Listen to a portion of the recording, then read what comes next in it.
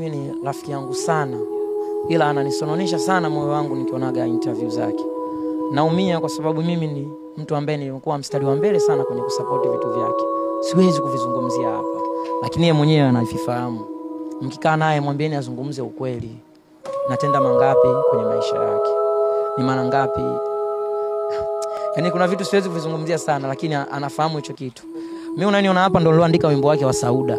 Unaniona hapa wimbo wake wa Ino Kibela wa kwanza kapanda yeye kaanza kupata management, mimi bado. Mimi ndo niliandika wimbo wa Sauda.